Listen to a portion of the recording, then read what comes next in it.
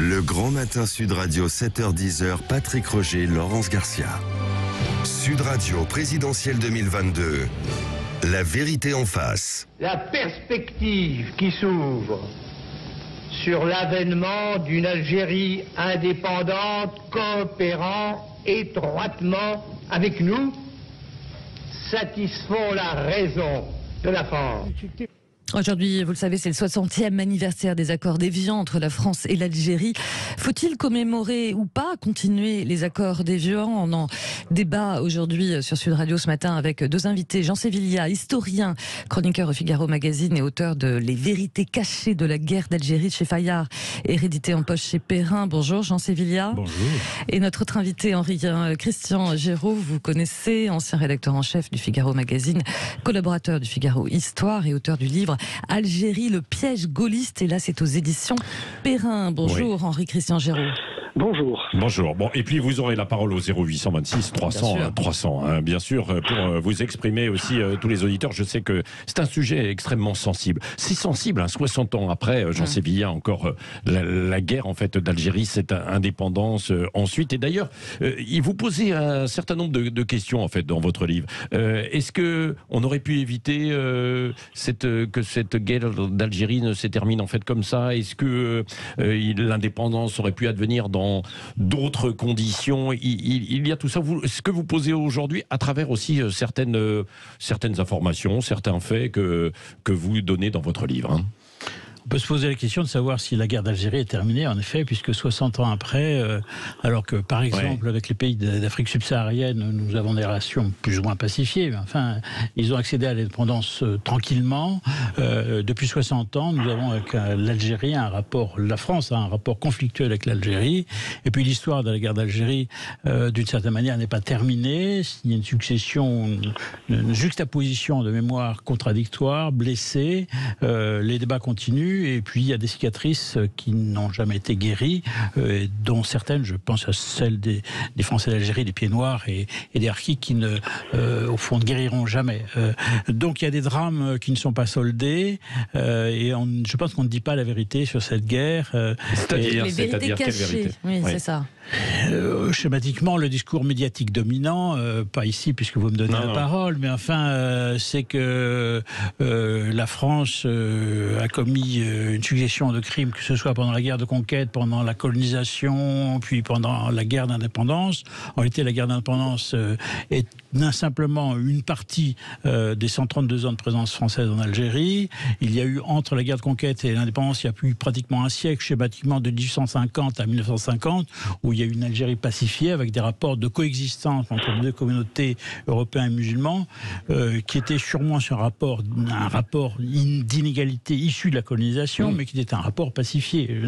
Et puis, on est allé vers petit à petit une levée des différences de statut juridique entre Français, Européens et musulmans. On allait vers un mieux. Maintenant, je pense aussi que l'indépendance, d'une certaine manière, était inéluctable, était inscrite dans l'histoire. Maintenant, ça aurait pu et dû se passer autrement. Il y a eu des fautes commises du côté de la France, je le pense, mais il y en a eu aussi du côté des indépendantistes algériens, parce qu'on fait beaucoup de campagnes sur les méthodes utilisées par l'armée française pendant la guerre d'Algérie, mais on ne parle pas du tout des méthodes utilisées par le FLN. Or, le FLN a mené en Algérie une guerre de type terroriste, avec des attentats individuels ou à la bombe, poser des bombes dans un réverbère, dans un autobus ou dans un dancing. Moi, j'appelle ça du terrorisme. Or, ce sont des méthodes que le FLN a utilisées. Alors, la seule chose, c'est que en fait, vos adversaires peuvent vous répondre oui, mais c'était pour libérer un pays qui était occupé. Oui, la question est de savoir jusqu'à quel point.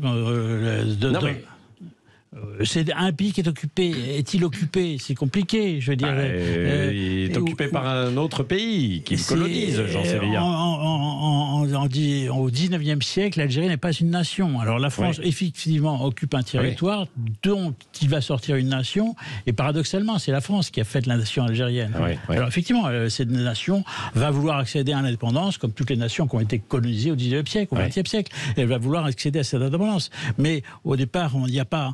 si vous voulez, un Français d'Algérie qui naît en 1930, c'est pas un colonisateur. Il naît sur une terre qui est déjà où ses parents sont déjà, où ses grands-parents ou ses arrière-grands-parents étaient déjà nés. Il est chez lui.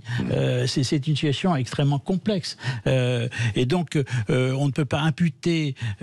Comme toute guerre, il y a deux camps. Et d'ailleurs, en réalité, il y a plusieurs camps, puisqu'il y a aussi une guerre entre Algériens, entre différentes tendances. Mais on ne peut pas imputer toutes les fautes d'un côté. Je veux dire, c'est pas tout noir, tout blanc. Il faut pas avoir une vision ni manichéenne ni anachronique de cette guerre. Il faut pas oublier, c'est quand même très important, que, y compris à gauche, l'idée de l'indépendance d'Algérie est une idée qui est acceptée extrêmement tard, hein, jusqu'en 58-59, pour tout le monde, les Français, qu'ils soient de gauche ou de droite. À l'époque, Blum, par exemple, lui-même. Ah avant. Oui, mais même avant, oui. Pour la gauche française, l'Algérie, c'est la France. Et encore au début de la guerre d'Algérie en 54, Pierre Mendès France qui est radical, François Mitterrand qui va être socialiste. Pour eux, l'Algérie, c'est la France. Et l'idée, jusqu'en 58 à peu près, l'idée même à gauche, c'est d'apporter des réformes à l'Algérie, d'améliorer le statut d'autonomie, alors virtuellement une volonté d'autonomie, mais pas d'indépendance. L'idée d'indépendance apparaît très tard. Elle apparaît en 58, 59, et évidemment à 59 à partir du moment où de Gaulle la lance dans le débat. Donc il ne faut pas avoir une vision anachronique de cette histoire. Non mais c'est ce que vous dites dans votre livre, quoi. Mais évidemment, on peut vous questionner et bien sûr vous interroger là-dessus. Henri-Christian Giraud, est-ce qu'on ne met pas de l'huile sur le feu aujourd'hui, des années après, en voulant revenir et peut-être, ce que disent certains, réécrire un peu finalement aussi l'histoire, quoi. Je pense en fait après aux déclarations du président de la République, Emmanuel Macron. Hein. Oui, en effet, le président Macron a eu quelques propos quelquefois maladroits, c'est vrai.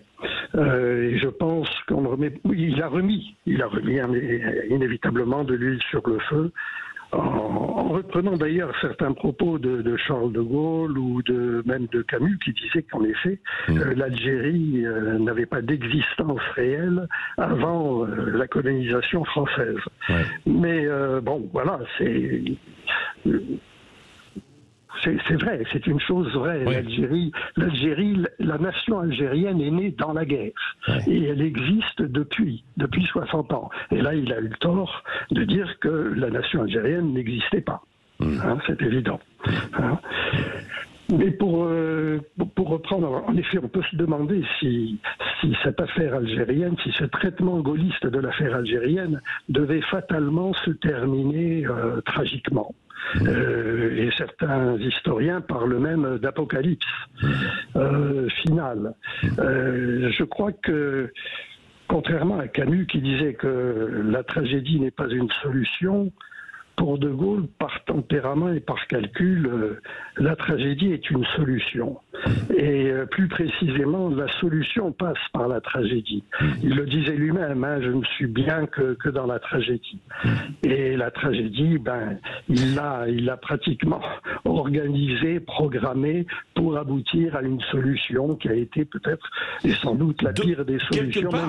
Quelque part, il l'a cherché, alors, le général de Gaulle, quoi, cette tragédie pour arriver brutalement à ce qui s'est passé, quoi. Je pense en effet, c'est ce que je pense démontrer dans mon livre, que le général de Gaulle a sciemment, délibérément provoqué la tragédie, car c'était un problème à ses yeux sans solution, sinon précisément par une stratégie du chaos qui devait permettre une sortie qu'il avait d'ailleurs pensée depuis longtemps, c'était le dégagement. L'indépendance de l'Algérie, je dirais que ce n'est pas son problème principal. L'indépendance de l'Algérie, c'est le moyen, un moyen gratifiant, car dans l'air du temps, d'arriver à cette solution qui est le dégagement à tout prix. Oui, Jean Sévillia, est-ce qu'il y avait quand même d'autres solutions que ce qu'on vient en fait d'évoquer, c'est-à-dire d'aller et de filer vers une tragédie ? De toute façon, je pense que la situation de l'Algérie était compromise dès les années 50. En réalité, les grandes réformes, il aurait fallu les faire fin des années 30 ou dans l'immédiate après-guerre, 45, 47, 48, on ne les a pas faites à ce moment-là. Donc on s'est engagé dans une guerre malheureuse, tragique, mais il est certain qu'accédant au pouvoir en 58, le général de Gaulle veut accélérer les événements, il ne croit pas que la France gardera l'Algérie, il ne croit pas à l'intégration, et il va précipiter les événements parce que lui-même est pressé. Il veut se débarrasser de l'Algérie. Pour lui, c'est un boulet, c'est une boîte à chagrin, il le dit.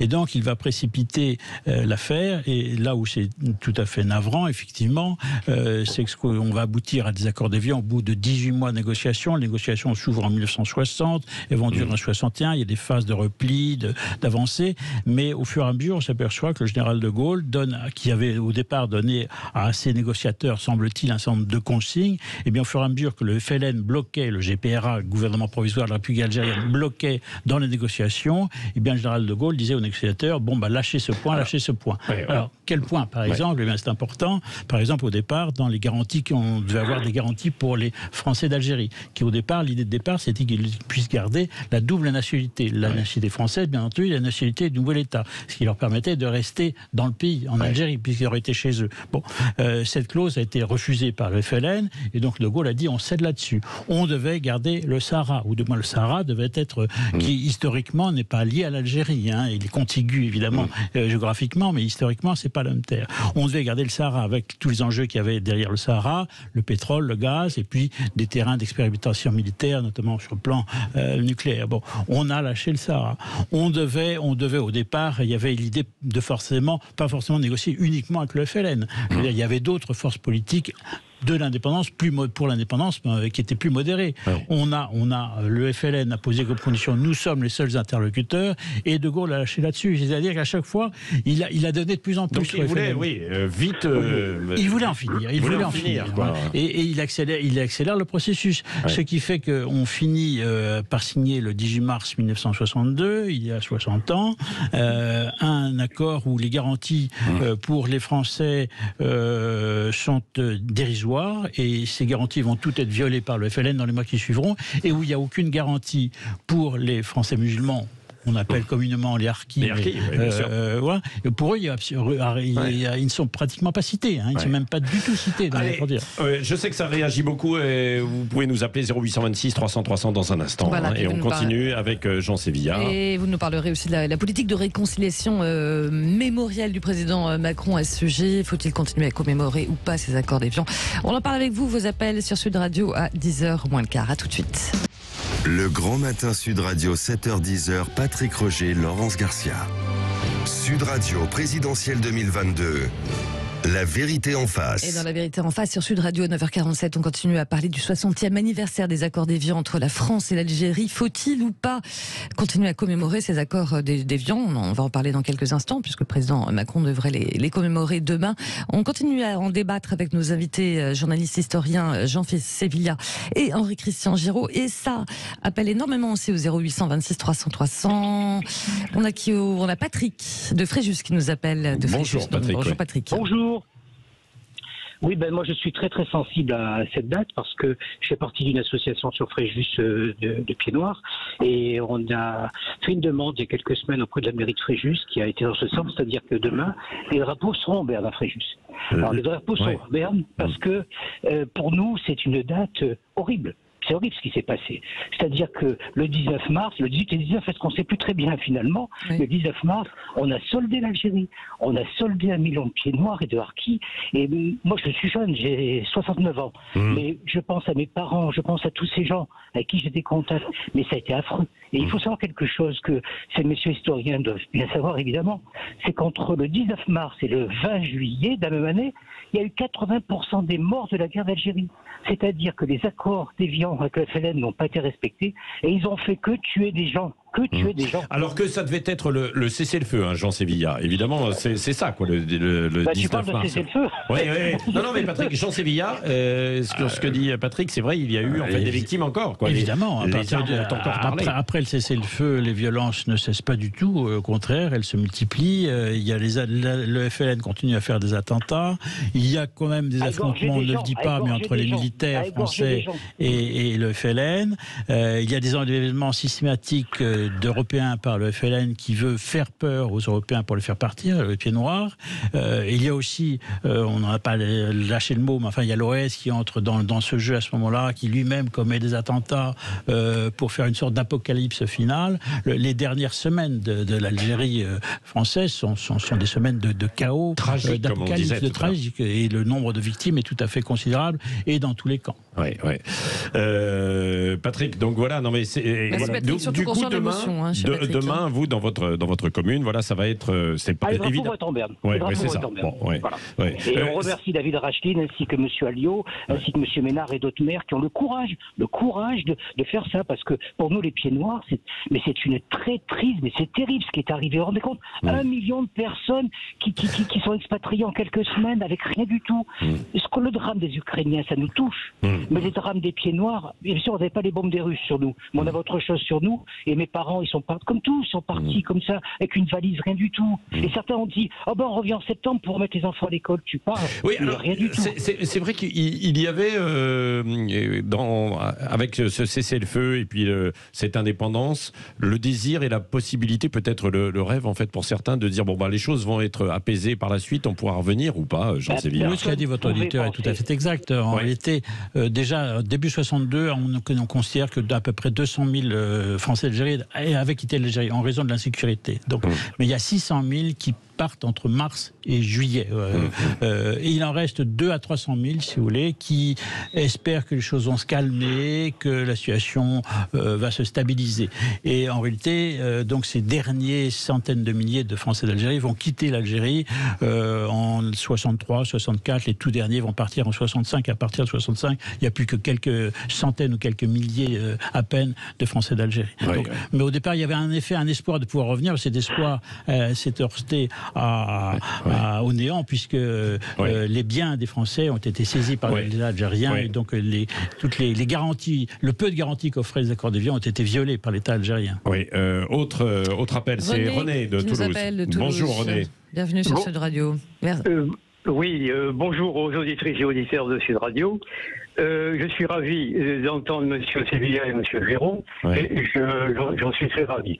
Je souhaite avoir leur point de vue sur deux aspects de la guerre d'Algérie, très peu évoqués, à peine soulignés en général dans les médias. Parlez bien dans votre téléphone, on n'entend pas très bien. Allez-y. Est-ce que vous m'entendez là ? Oui, allez-y. Oui. Alors, le premier aspect, c'est l'énorme poids de la guerre froide dans le conflit, et particulièrement le rôle décisif de l'Union soviétique en termes de formation, d'armement, de financement. Et la compétition inévitable qui s'est créée avec les USA via la CIA. Et la participation financière des grandes compagnies pétrolières, de l'Italie, de la Hollande, de l'Angleterre et des USA. D'accord. Alors, première question, ça, oui. Le second aspect que je souhaite évoquer, c'est le projet de partition de l'Algérie, l'Algérie Est, l'Algérie Ouest, qui était le projet des généraux, notamment Salan, Jouot, Gardi. Ce projet a été soutenu par Perchut, il en parle dans son livre, et Pompidou. Ce projet proposait notamment que le Sahara dispose d'un statut des mers et océans. Je vais vous donner un élément factuel, puisque, contrairement à l'auditeur précédent, moi je l'ai vécu, puisque j'ai bientôt 82 ans. Un élément factuel donc, que je vous donne, j'ai assisté à Oran, pendant la première décade de janvier 62, à une réunion que l'état-major de l'OS Oran avait pris le risque de prendre, qui regroupait en plein air 250 à 300 personnes, avec la présence de l'état-major. Et en présence surtout de la CIA. Les dirigeants ont annoncé la scission avec les métropoles dans les 2 semaines qui suivaient, et le début de ce grand projet. Alors, merci René, parce que là, pour vous répondre, parce qu'il nous reste que quelques minutes, au-delà, donc, si je résume un peu, donc Jean Sévillia, au-delà donc de ce qui se jouait entre la France et l'Algérie, donc de l'époque, il y avait aussi tout un schéma géopolitique international avec les deux blocs qui s'affrontaient, et puis les Américains qui regardaient un petit peu le pétrole algérien. Mais les Russes ou les Soviétiques, et les Américains en l'occurrence qui s'affrontaient dans le cadre de la guerre froide étaient objectivement complices par rapport au statut de l'Algérie, puisque tous les deux souhaitaient, pour des raisons différentes, l'indépendance de l'Algérie. Les soviétiques, parce que le bloc de l'Est a appuyé l'indépendantisme algérien comme il soutenait tous les indépendantismes anti-occidentaux, et puis les Américains, parce qu'en effet, ils lorgnaient sur le pétrole. Donc ce poids-là est acquis. Et est-ce qu'il y avait un projet de partition de cette Algérie ouest et est? Le projet de partition a été, à un moment, lancé lui-même, évoqué très très brièvement par De Gaulle. Alain Peyrefitte avait fait un livre sur le sujet. C'était un petit peu un rêve qu'ont maintenu certains militants engagés Algérie française. Je crois que c'est une part de rêve, parce que dans la réalité, on ne pouvait pas regrouper d'un côté stricto sensu une communauté seulement en chassant l'autre. Ça n'était pas possible. Et de toute façon, en supposant même qu'il y ait eu un bout d'Algérie française qui se maintienne, la guerre n'aurait pas terminé, parce que les FLN, de toute façon, voulaient la totalité de l'Algérie. C'est-à-dire que ce petit bout d'Algérie française aurait vécu avec un terrorisme encore plus accru, et le FLN n'aurait pas... Il y aurait eu une guérilla, quoi, permanente. Il y aurait une guérilla intérieure, voire extérieure, donc de toute façon, ça n'aurait pas duré longtemps. Oui. Un mot par rapport à Emmanuel Macron, c'est ce que disait Laurence tout à l'heure, commémoration. Et puis réconciliation mémorielle, il a demandé pardon à moi, je ne comprends pas la ligne qu'il suit, puisqu'un coup, il fait du en même temps mémoriel. Un coup, il rend hommage aux Français d'Algérie, un autre coup Harki, un autre coup au FLN, avec la manifestation du 17 octobre 61. Je pense qu'il n'a pas de véritable pensée directrice sur le sujet. Je crains que les préoccupations électorales soient plus importantes que chez lui que la connaissance historique ou la vérité de l'histoire. Mais la réconciliation, est-ce qu'elle est possible quand même? Avec l'Algérie, je la souhaite, il le faut. C'est fou. 9 Algériens sur 10 n'ont pas connu l'Algérie française. Donc on ne va pas continuer la guerre d'Algérie pendant 200 ans. Mais ça supposerait qu'on dise aux jeunes, y compris aux jeunes issus de l'immigration, qu'on leur dise la vérité sur cette histoire. C'est une guerre où il n'y a pas les blancs, les noirs d'un côté, si je puis dire. Et donc il faut continuer à commémorer ou pas ces accords d'Évian ou pas alors? Ça ne pas ce qu'on veut dire par commémorer. Si c'est glorifié, non. Mais si c'est expliquer et faire de l'histoire, oui. Il faut faire de l'histoire et dire la vérité de l'histoire. Bon ben voilà, merci en tout cas. Lire vos livres. Voilà, les vérités cachées de la guerre d'Algérie, c'est aux éditions Perrin, Jean Sévilla. Merci Henri Crissiot-Giraud. Merci aussi Algérie, le piège gaulliste aux éditions Perrin également. Dans un instant, merci de nous avoir suivis depuis ce matin.